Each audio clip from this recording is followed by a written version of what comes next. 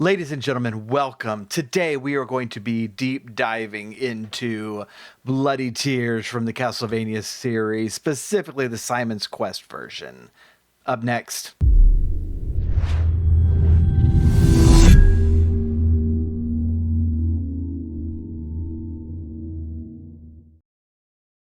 Hey everybody, this is Paul from the Techno Funk Boy, and oh goodness, I love Castlevania music. I absolutely love Castlevania music. We're going to be digging into some Castlevania music here. In one of the iconic tracks from Castlevania, they have over the years kind of collected certain tunes that just scream Castlevania along the way, and Bloody Tears is one of them. I pulled this up earlier on my phone to listen to it again. I listened to a couple of different versions of it, and I pulled up the Simon's Quest version first, and I had set my playback speed higher because of the previous video, and that opening arpeggio just, it went fast. But yeah, so this is a song that has reoccurred in several of the Castlevania's games, and we're going to be taking a deep dive into its first appearance here today. I kind of want to go to the Castlevania 4 version in the next video. That's kind of my plan right now. And so, if you are not subscribed to this channel, please do hit that subscription. It helps me out a lot, and so I would really appreciate that. Let us get rolling on this, because this is some great stuff. So we're going to play just a little bit of it in its full version, just to kind of hear what we're talking about. And then we're gonna take it apart a little bit, which is going to be a lot of fun. So here we go. I didn't even put it at the very beginning. All right.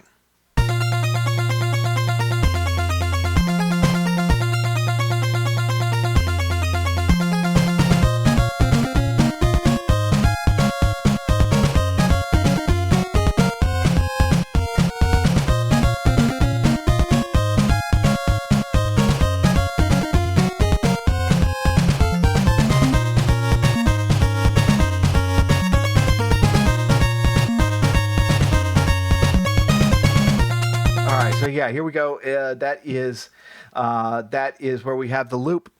So first of all, I like to very often start with the rhythm section. This one kind of threw me for a loop, because normally what we get is the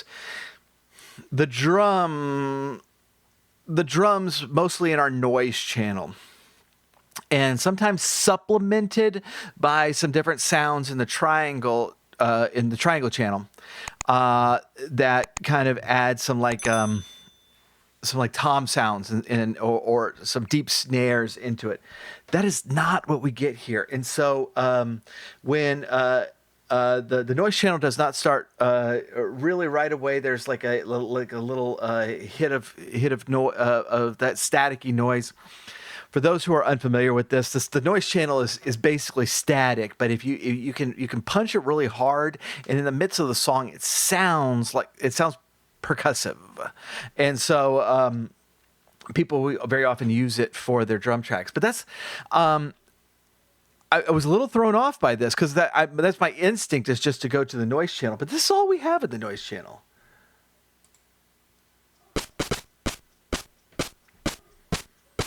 Okay.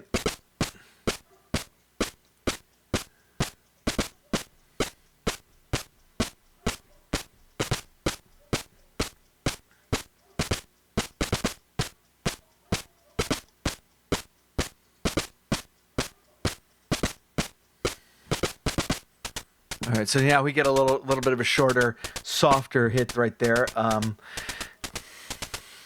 probably trying to emulate like a hi hat or something. That's what they normally would do for that.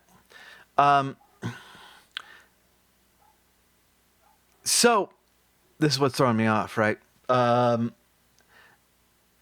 What they're actually doing, and we do see this sometimes, is using the sample channel, the wave channel, for a lot of their drum sounds.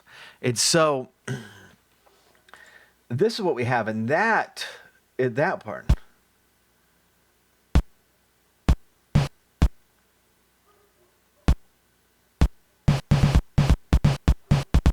A little bit better of a tone than we would get in a noise channel, but still kind of the same concept.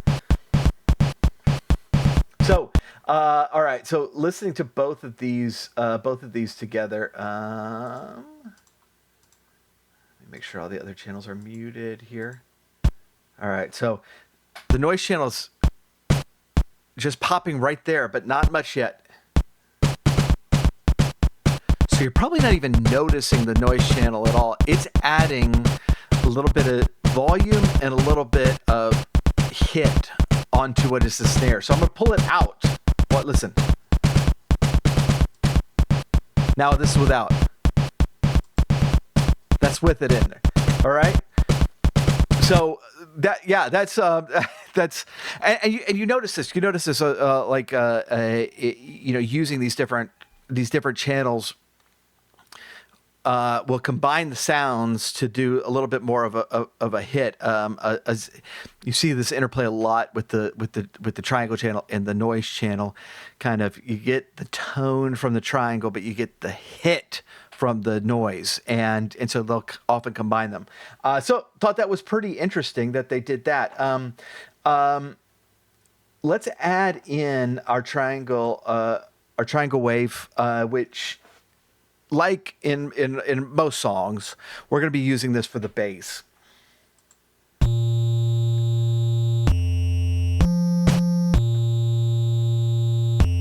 So the long tones here. Now we're getting something a little bit more interesting.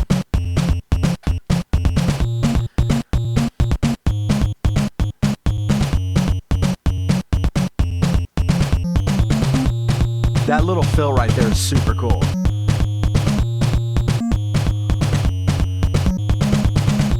Okay, all right. So there's the bass is just walking down with the chords and in interplaying with a higher note that is consistent throughout until we get to actually that fill going into part B.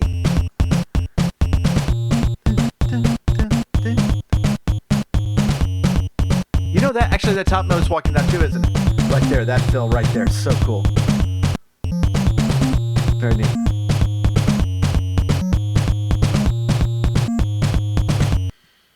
So yeah, actually not nearly as complex as I had initially thought.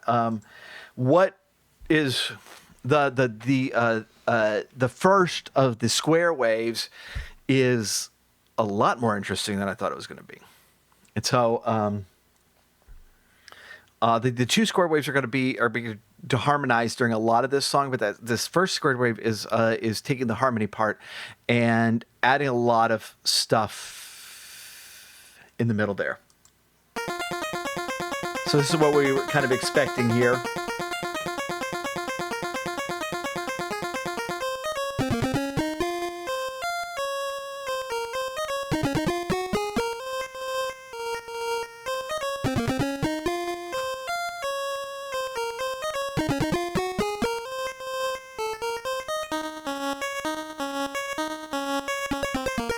That's really interesting. Okay, that first part. All right. Besides just doing the harmony on kind of the opening arpeggios, what do we got? This is something that when we have limited tracks, I'm hearing like these early composers do a lot, and that is to let your expectation of the song Let your mind fill in the gaps. So they'll start a track doing one thing, and they'll just jump it to a different tone, a different octave, a different rhythm, and have it do something else. And in the midst of the song, you very rarely even notice that it fell out of the first thing it's doing, because your mind is filling in the gaps from what you were expecting it to do next. And so it'll put it on a harmony course, or doubling the melody, or starting a rhythm that that your brain is going, okay, that's what that track is doing, and so it'll jump off that, but your mind is actually continuing that rhythm. All right, so it's really obvious what's happening when you play it solo. So like, it's doing a really high melody, and then it drops an octave, and it's a lot punchier right there. So,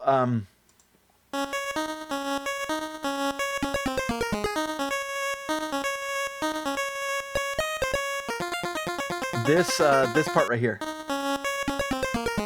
that's so cool, and it's actually doing that walk down doing the walk down more kind of in the bass, and then jumping up high to add flavor notes in there, intensifying the rhythm of the song. Really, really neat. And this is something that's, you don't really need to separate out the song to notice. I mean, it's part of the rhythm of the song, but I just love it, so I'm going to point it out.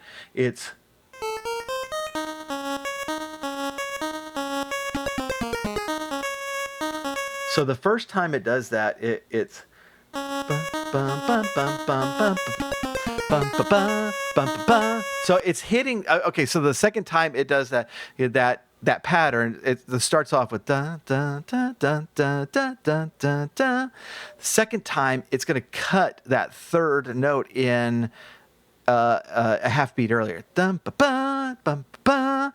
Whole different rhythm, whole different feel. It actually intensifies the song, because you're expecting it to do one thing, but it's heading you off. It's punching that faster than you're expecting it to.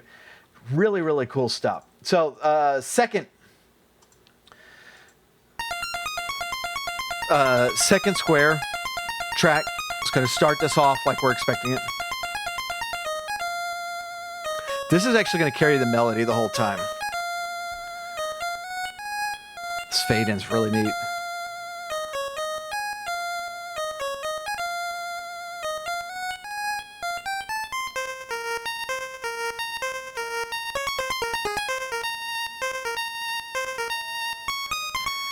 Let's cut into let's hold on here. No, that's not what I want. Let's listen to that. Let's listen to both of these together. Gosh, that sound is so good.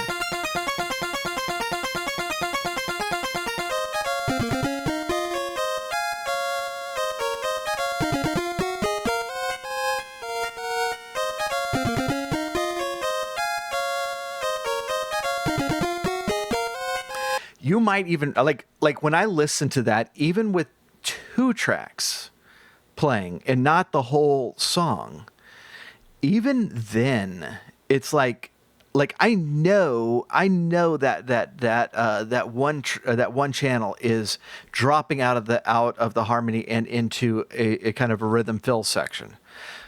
I know that, but even then, it is so well hidden that you're even with these 2 tracks. My brain is filling in gaps, and it's already really hard to notice that unless you're listening for it, which is very, very cool. Yeah, let's now that we know everything that's going on, let's listen to the whole thing.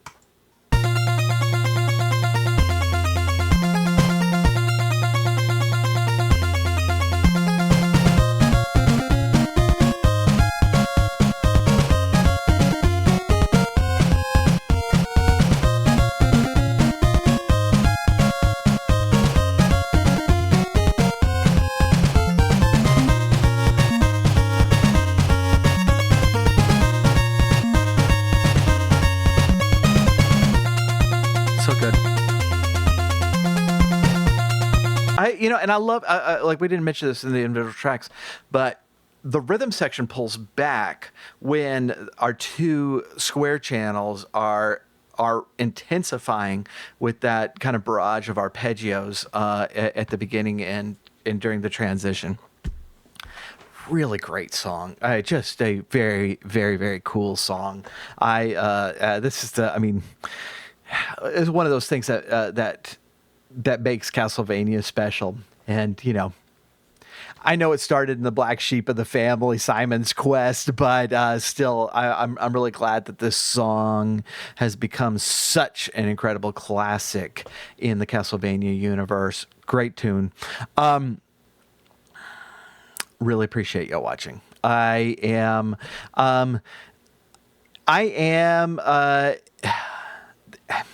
There's a lot of places to connect with me if you are so inclined. The number one thing you can do is please do give me a thumbs up. Drop some suggestions for other songs you want to see kind of taken apart down in the comment section. I'm always looking for. I always learn cool stuff when we start stripping these channels apart of how they constructed these songs. I love doing this, and so if you are enjoying it, please do subscribe, tell a friend. Next one, I do think we're gonna do the Castlevania IV version of this same song. And looking forward to what we find underneath the hood there. But I do have a Discord page. Links to all the other things that I do are also down there. I'll see you next time.